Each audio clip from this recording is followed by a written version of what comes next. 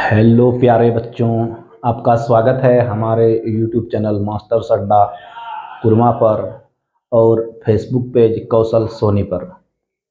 प्यारे बच्चों, आज से हम क्लास 10th के बोर्ड एग्ज़ाम जो कि फरवरी 2026 में होनी है, उसके लिए आपको सभी विषय का अपने सोशल मीडिया प्लेटफॉर्म के माध्यम से रिवीजन कराने का प्रयास करेंगे।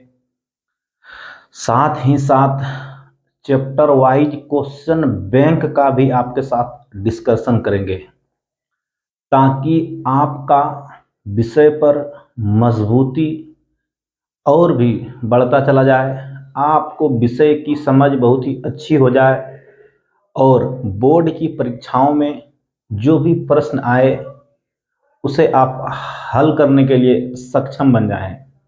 इसी उद्देश्य को लेकर आज से हम एक रिवीजन क्लास क्रैश कोर्स की तरह अपने यूट्यूब चैनल और अपने फेसबुक पेज के माध्यम से कराने का प्रयास करेंगे। प्यारे बच्चों, सारा चीज़ हम चैप्टर वाइज ही डिस्कशन करेंगे और इस चैप्टर से जितने भी प्रश्न आज तक बोर्ड के परीक्षाओं में आए हैं उन सभी का डिस्कशन भी हम करेंगे। तो आइए हम सबसे पहले भूगोल से शुरुआत करते हैं। 5-7 दिन में भूगोल खत्म हो जाएगा। आइए हम भूगोल के प्रथम चैप्टर से शुरुआत करते हैं। भूगोल में पहला चैप्टर है संसाधन एवं उपयोग। पहला ही चैप्टर है क्या? संसाधन एवं उपयोग। देखिए साथियों, क्वेश्चन इस चैप्टर से भर भर के आपके एग्जाम में आते हैं और इसी चैप्टर पे आगे 2-3 चैप्टर डिपेंड है। अगर आप इस चैप्टर को अच्छे से समझ जाते हैं तो आगे के चैप्टर को आपको समझने में बहुत ही सरलता होगा, बहुत ही सरल आपके लिए ये चैप्टर हो जाएगा आगे वाला।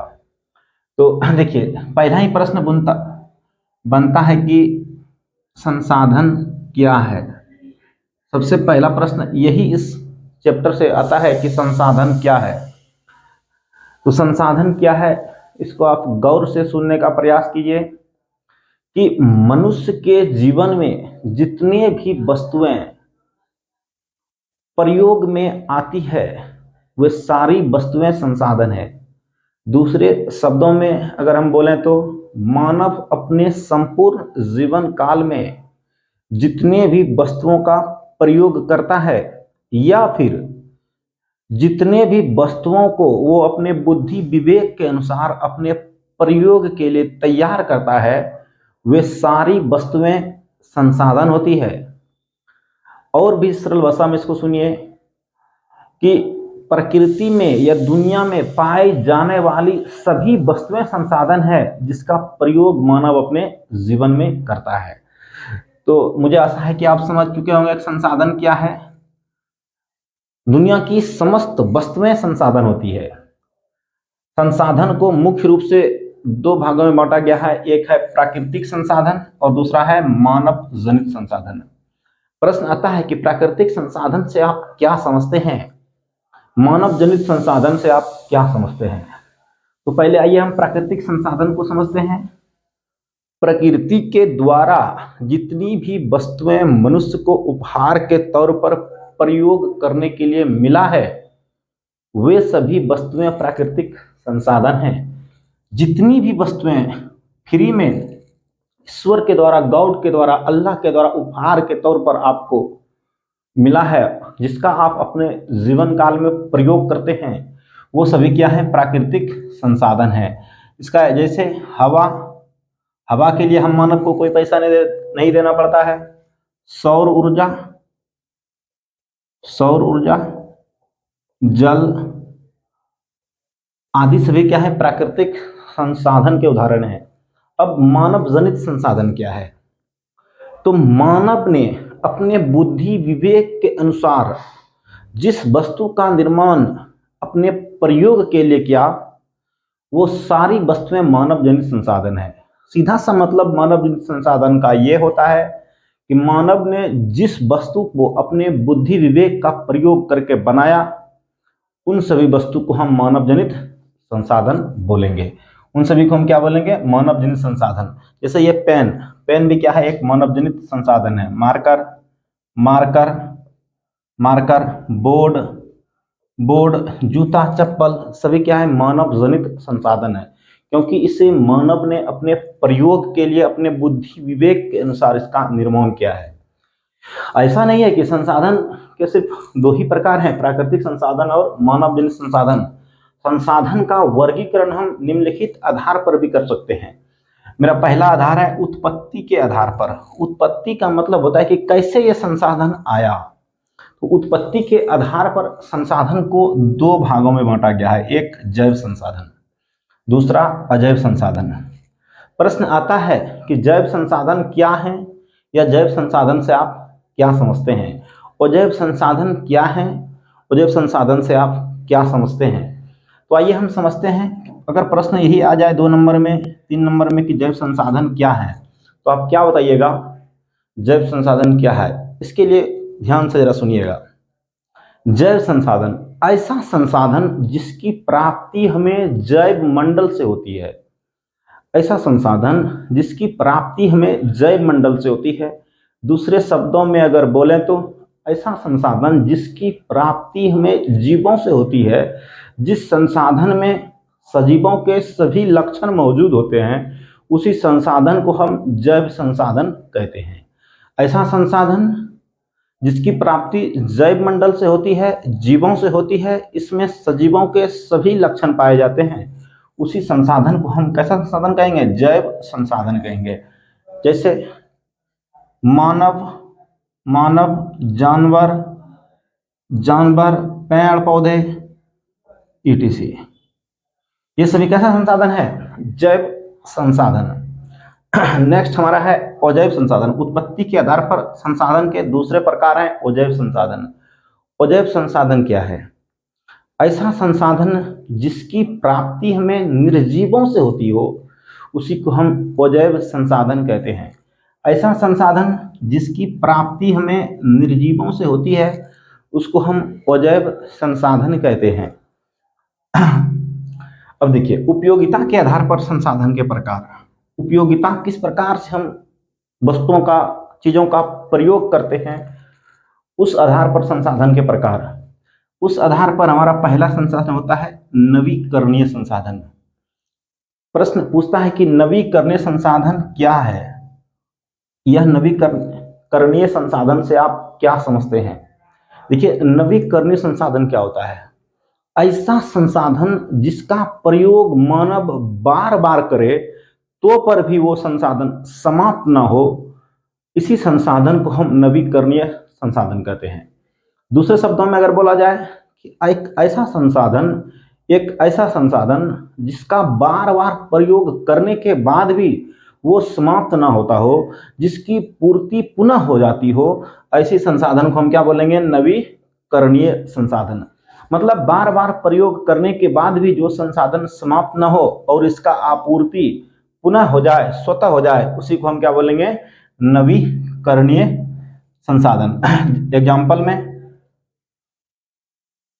एग्जाम्पल में जैसे सौर ऊर्जा, सौर ऊर्जा, हवा, हवा, ईटीसी। सौर ऊर्जा का हम रोज प्रयोग करते हैं, पुनः दूसरे दिन इसकी आपूर्ति पुनः हो जाती है। हवा हम रोज लेते हैं सांस के तौर पर, लेकिन पुनः इसकी पूर्ति स्वतः हो जाती है। ऐसे संसाधन को ही हम क्या बोलते हैं? नवीकरणीय संसाधन।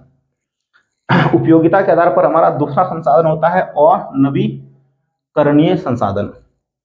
ऐसा संसाधन जिसका एक बार प्रयोग करने के बाद वो प्रयोग करने के लायक नहीं बचता है। ऐसा संसाधन जिसका आप एक बार अगर प्रयोग कर लेते हैं तो दोबारा वो प्रयोग करने के लायक बचता ही नहीं है, उसी संसाधन को हम अनवीकरणीय संसाधन बोलेंगे। इस संसाधन का पूर्ति स्वतः नहीं होता है। अनवीकरणीय संसाधन को बनने में काफी अधिक समय लग जाता है, इसी को हम अनवीकरणीय संसाधन बोलेंगे। एक बार फिर से सुन लीजिए। ऐसा संसाधन जिसका मानव एक बार प्रयोग करने के बाद उसे दोबारा प्रयोग नहीं कर पाता है, उसी को हम अनवीकरणीय संसाधन बोलते हैं। जैसे पेट्रोल, पेट्रोल, डीजल, डीजल, प्राकृतिक गैस, प्राकृतिक गैस, ईटीसी। ये अनवीकरणीय संसाधन के उदाहरण हैं। नवीकरणीय संसाधन और अनवीकरणीय संसाधन से भर भर के ऑब्जेक्टिव प्रश्न भी पूछे जाते हैं। आपके साथ जितने भी कॉन्सेप्ट का चर्चा किया जा रहा है, इन सबसे ऑब्जेक्टिव सवाल भी बनते हैं मेरे बच्चों। तो आपको समझ में आ गया होगा नवीकरणीय संसाधन और अनवीकरणीय संसाधन, ये दोनों बहुत ही ज्यादा महत्वपूर्ण है ऑब्जेक्टिव के नजरिए से। नेक्स्ट हमारा है स्वामित्व के आधार पर, मतलब मालिकाना हक के आधार पर, मालिक के आधार पर संसाधन के प्रकार। तो स्वामित्व के आधार पर संसाधन के प्रकार ये बहुत ही वीवीआई है, आपके एग्जाम के नजर से ये बहुत ही इंपॉर्टेंट है। स्वामित्व के आधार पर संसाधन का प्रकार या स्वामित्व के आधार पर संसाधन का वर्गीकरण कीजिए, यही प्रश्न आता है। स्वामित्व के आधार पर मेरा पहला संसाधन होता है व्यक्तिगत संसाधन। व्यक्तिगत संसाधन किसे कहते हैं? तो ऐसा संसाधन जिसका स्वामी या जिसका मालिक कोई खास व्यक्ति होता है, उसी को हम व्यक्तिगत संसाधन बोलेंगे।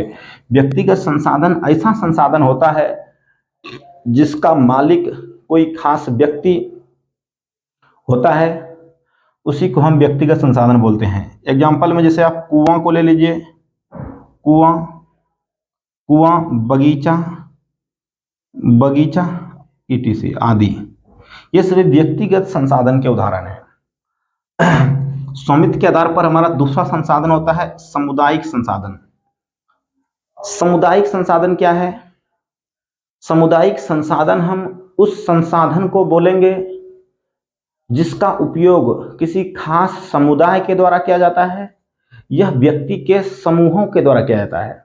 सामुदायिक संसाधन ऐसा संसाधन होता है जिसका प्रयोग किसी खास समुदाय के द्वारा या व्यक्ति के समूहों के द्वारा किया जाता है, उसी को हम सामुदायिक संसाधन बोलते हैं। जैसे जैसे मस्जिद, मस्जिद, मंदिर, मंदिर, सामुदायिक भवन, सामुदायिक भवन, सामुदायिक भवन, कब्रिस्तान, शमशान, ये सभी सामुदायिक संसाधन के उदाहरण हैं। तो आशा करते हैं आप समझ गए होंगे व्यक्तिगत संसाधन और सामुदायिक संसाधन को। आइए स्वामित्व के आधार पर तीसरे संसाधन राष्ट्रीय संसाधन के बारे में हम लोग चर्चा कर लेते हैं। राष्ट्रीय संसाधन ऐसा संसाधन जो आर्थिक और कानूनी रूप से किसी देश के अंदर पाया जाता है, उसी को हम राष्ट्रीय संसाधन बोलते हैं।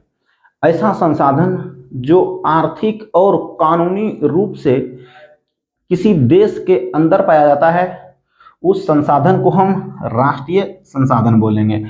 सीधा सा मेरा मतलब है कि कानूनी तौर पर जो भी संसाधन देश के अंदर उपलब्ध होता है, उसी को हम राष्ट्रीय संसाधन बोलते हैं। जैसे सड़क, सड़क, रेलवे स्टेशन,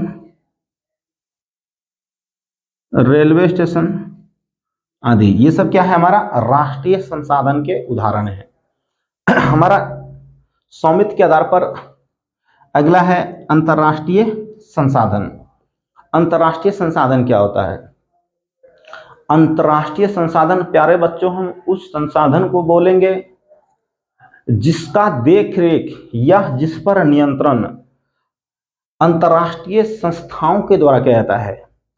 अंतर्राष्ट्रीय संसाधन हम उस संसाधन को बोलेंगे जिसका देखरेख या जिस पर नियंत्रण अंतर्राष्ट्रीय संस्थाएं करती है, या किसी भी देश के समुद्र तट से या किसी भी देश के समुद्र तट से 200 किलोमीटर के बाद 200 किलोमीटर के बाद 200 किलोमीटर के बाद महासागर में महासागरीय क्षेत्र में फैला हुआ संसाधन अंतर्राष्ट्रीय संसाधन के अंतर्गत आता है। सीधा सा आप ध्यान रखिएगा, अंतर्राष्ट्रीय संसाधन हम उस संसाधन को बोलेंगे जो किसी भी देश के समुद्र तट से 200 किलोमीटर के बाद जो भी संसाधन समुद्र में पाया जाता है उसी को हम अंतर्राष्ट्रीय संसाधन बोलेंगे। अंतर्राष्ट्रीय संस्था के द्वारा इस संसाधन का देख रेख किया जाता है, जैसे यूएनओ के द्वारा इसका देख रेख होता है। मुझे विश्वास है प्यारे बच्चों कि आप इन सब संसाधन के प्रकार को अच्छे से समझ पाए होंगे। और भी कुछ महत्वपूर्ण बिंदु हैं जिस पर हम चर्चा करेंगे। अगर इन सभी में संसाधन में से किसी में आपको समझने में किसी प्रकार का समस्या आई हो तो आप कमेंट बॉक्स में जरूर बताइएगा, ताकि हम नेक्स्ट वीडियो में और भी बेहतर तरीके से आपको समझा पाएं। कुछ महत्वपूर्ण बिंदु और हैं। एक है संभावी संसाधन। संभावी संसाधन, संभावी संसाधन हम उस संसाधन को बोलेंगे प्यारे बच्चों, संभावी संसाधन हम उस संसाधन को बोलेंगे जो किसी क्षेत्र विशेष में पाया जाता है, लेकिन अभी उपलब्ध तकनीक के आधार पर संभावी संसाधन का प्रयोग नहीं किया जा रहा है। तो ऐसा संसाधन जो किसी विशेष क्षेत्र में उपलब्ध हैं, पाए जाते हैं, संभावना है होने का, लेकिन उपलब्ध तकनीक के आधार पर अभी इसका प्रयोग हम नहीं कर रहे हैं, इसी को हम क्या बोलेंगे, संभावी संसाधन। जैसे राजस्थान और गुजरात में सौर ऊर्जा, सौर ऊर्जा इसके विकास का संभावना राजस्थान और गुजरात में है। सौर ऊर्जा के विकास का संभावना राजस्थान और गुजरात में है, लेकिन अभी हम इसका उपयोग नहीं कर पा रहे हैं, नहीं कर रहे हैं। उसी को हम बोलेंगे संभावी संसाधन। जरूरत पड़ने पर इस संसाधन का हम उपयोग कर सकते हैं, मतलब उपयोग करने की संभावना है, इसी को हम क्या बोलेंगे, संभावी संसाधन बोलेंगे। नेक्स्ट हमारा इंपॉर्टेंट है, 2 नंबर में कई बार क्लास 10th के एग्जाम में आया हुआ है 2 नंबर के प्रश्न में कि संचित कोष संसाधन क्या होता है। संचित कोष संसाधन क्या है, या संचित कोष संसाधन से आप क्या समझते हैं? ध्यान से जरा सुनिएगा। संचित कोष संसाधन ऐसा संसाधन जो भंडार संसाधन के अंश हुआ करते हैं, ऐसा संसाधन जो भंडार संसाधन के अंश होते हैं, लेकिन उपलब्ध तकनीक के आधार पर इसका प्रयोग नहीं किया जा रहा है, इसी को हम क्या बोलते हैं, संचित कोष संसाधन। इसको हम क्या बोलेंगे, संचित कोष संसाधन। मतलब संसाधन है लेकिन अभी उतना तकनीक विकसित नहीं हो पाया है जिससे इसको हम प्रयोग में ला सकें या प्रयोग कर सकें, इसी को हम बोलते हैं संचित कोष संसाधन। नेक्स्ट हमारा है संसाधन नियोजन। संसाधन नियोजन, संसाधन नियोजन क्या है, यह संसाधन नियोजन से आप क्या समझते हैं? संसाधन नियोजन को परिभाषित कीजिए। कुछ भी आपसे पूछा जाए तो आप आंसर बहुत ही सरलतापूर्वक दे दीजिएगा। संसाधन नियोजन क्या है? देखिए, आप जानते हैं प्यारे बच्चों कि सभी संसाधन का निर्माता और उपयोगकर्ता मानव ही होता है। मानव ही संसाधन को बनाता है और उसका उपयोग करता है। तो संसाधन का ऐसा प्रयोग जिससे भविष्य के पीढ़ी को ध्यान में रखकर इसका नुकसान, संसाधन का नुकसान नहीं किया जाए। दूसरे शब्दों में अगर हम कहें तो संसाधन का विवेकपूर्ण प्रयोग, अपने बुद्धि विवेक के अनुसार प्रयोग, ताकि भविष्य के पीढ़ी को ये संसाधन उपलब्ध हो जाए। इसी संसाधन को हम संसाधन नियोजन बोलेंगे। सीधा सा अगर एक लाइन में आप याद रखना चाहते हैं तो मानव द्वारा संसाधन का अपने बुद्धि विवेक के अनुसार प्रयोग करना ही संसाधन नियोजन कहलाता है, ताकि भविष्य के पीढ़ी भी संसाधन का उपयोग कर सके।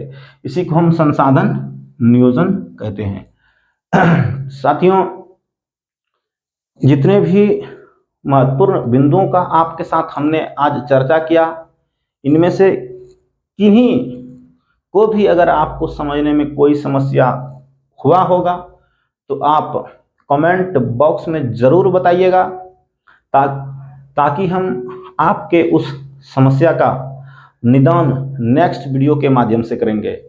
इसी चैप्टर फर्स्ट का सेकंड वीडियो जो आएगा वो क्वेश्चन बैंक पर होगा।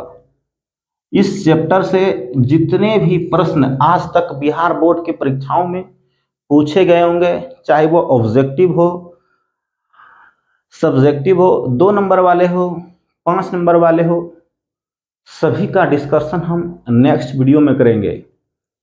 मैं ऐसा इसलिए कर रहा हूं कि ताकि आप पहले एक बार संपूर्ण चैप्टर का ओवरऑल रिवीजन कर लें, उसके बाद क्वेश्चन बैंक पर पकड़ बना लें। अगर आप मेरे प्यारे बच्चों क्वेश्चन बैंक को अच्छे से तैयार करके एग्जाम देने जाते हैं, तो आप विश्वास कीजिए कि आप सभी प्रश्न को सॉल्व कर पाने के लिए सक्षम होंगे, ये सॉल्व कर लेंगे। तो इसी विश्वास के साथ इस वीडियो को हम समाप्त करते हैं। दूसरा वीडियो आपको इसी चैप्टर से जितने भी प्रश्न आज तक बिहार बोर्ड के परीक्षाओं में आए हैं उसी को लेकर होगा। थैंक यू प्यारे बच्चों, थैंक यू।